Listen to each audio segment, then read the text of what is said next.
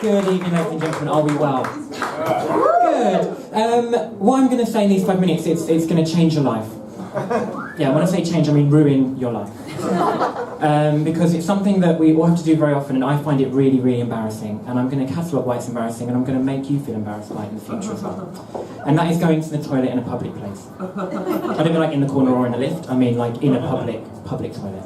Because call me funny, but I don't like the thought that strangers just heard me have a shit. And you know, at work as well, you have to go to the toilet at work. Now call me a prude, but I don't want to hear my boss have a shit either. You know? And I hate it to the extent that it's worse women in a gents' toilet because they're sort of the urinal option. Even being seen coming out of the cubicle implies that you've just had a shit.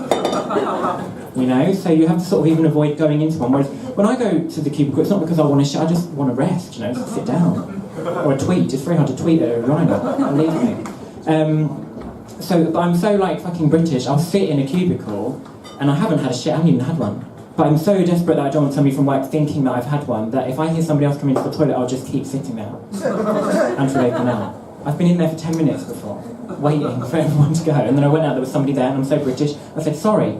I don't even know why. But the whole experience of going to the toilet in public I find embarrassing, right from the start, sort of walking up, where you have to go in the gents or the ladies, I find quite embarrassing, because sometimes it's just not very clearly labelled. You know, when there's sort of a picture, like a cartoon or something. Or like you're in sort of a restaurant that sells foreign food and they've written it in the language. Yeah, to be really cool. Which works nicely in like a tapas bar, I can do like senor and senorita. But in like a curry house, forgive me. I don't know the Hindi.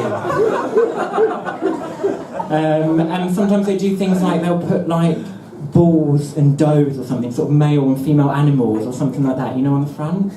You're like, I feel like I should know, but I just don't know. I'm not David Attenborough, I just want to use the toilet, leave me alone, you know what I mean?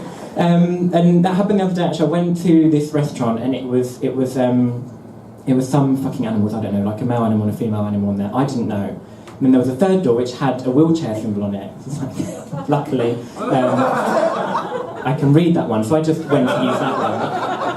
I come out, there's a guy in the wheelchair waiting to use the toilet. Can you believe that? Fucking sod's law. So I limped off. That's actually true. And yeah, it's worse is in a club. I hate going to the toilet in a club. And that's because you've sort of got a toilet attendant who's sort of shouting out if I'd like to freshen up for the punani. Like, look at this pink t-shirt. Do I look like I want to freshen up for the punani? Come on. I mean, and I was in one the other day in this club who's shouting, you know, about the pussy, get some pussy, no spray, no lay. He didn't even have aftershave, he only had soap. Soap? What club was I in that common human hygiene of washing your hands after the toilet is going to lead to a queue of pussy outside? Do you know what I mean? And when he's talking queue of pussy, I don't think he means pussy like this. It's a queue of pussy. Or, maybe he does mean pussy like that. I don't know. If you're listening to this on the radio or on the internet, you can just imagine the picture of the queue of pussy I'm holding up and enjoy yourself with that thought. Yeah, so it's worse for men though, especially in toilets, as I was saying, because you've got the urinal option. And urinals are pretty tricky things, actually, because it's not that often that you're standing that close to another man with his naked cock in his hand. You know, I was there a few weeks ago, I thought this is the closest I've come to sex in weeks.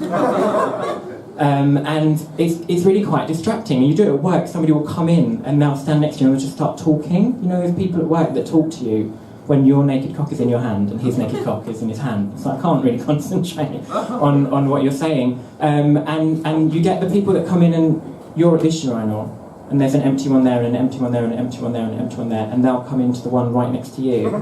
You know those people? That's me, I do that.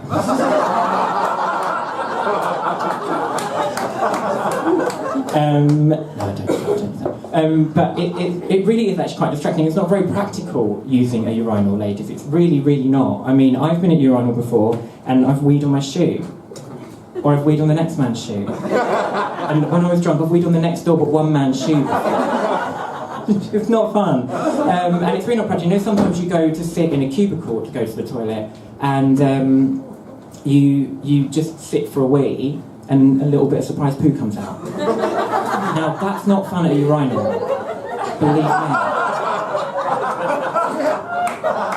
So many embarrassing things. So I hope that I've taught you there why going to the toilet in public places is so embarrassing. If you don't feel embarrassed or paranoid when you go to public toilet up until now, just think that there might be somebody like me there who is that embarrassed. And they're thinking about whether you've just had a shit, or whether you've got your naked cock in your hand, or whether you've misread the sign on the Hindi toilet and you're not actually weeing into the men's urinal, you're weeing into the women's sink. Thank you, ladies and gentlemen. Have a good evening.